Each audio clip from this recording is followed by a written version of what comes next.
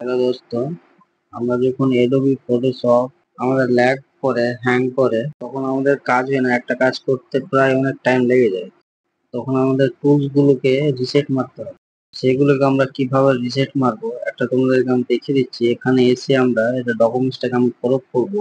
Crop করলাম, দিয়ে crop করার পর এখানে আমি ওকে করলাম ইন্টার দিয়ে। দেখছি আমার এখানে রিপ্লেস হচ্ছে, ঘুরছে।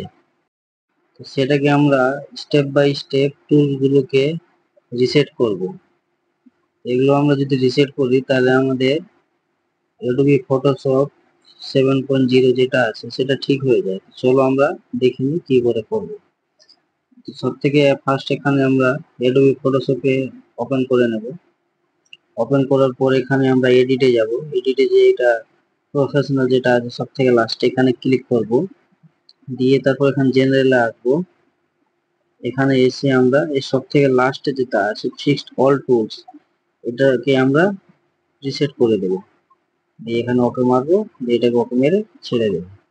1 নম্বর স্টেপ। 2 নম্বর স্টেপ হচ্ছে এটা আমাদেরকে উইন্ডোজে গেলাম। উইন্ডোজে আসার পরে এখানে এসে আমরা সব থেকে এই লাস্টের দিকে আছে রিসেট প্যানেল, এটাকে আমরা ওকে মেরে দেবো।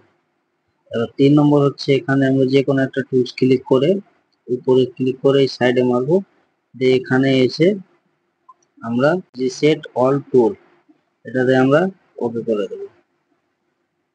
ঠিক আছে, দিয়ে এখানে আমরা ওকে করে দিলাম, দিয়ে আবার এখানে আমরা রিটার্ন চলে আসবো।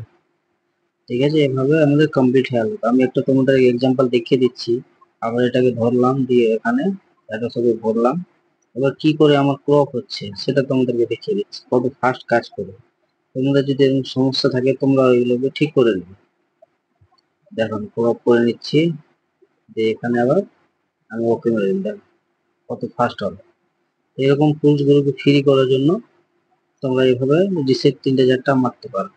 আর এরকম ভিডিও পেতে গেলে আমার পেজটি ফলো করে রাখবে। Thank you so much video দেখার জন্য।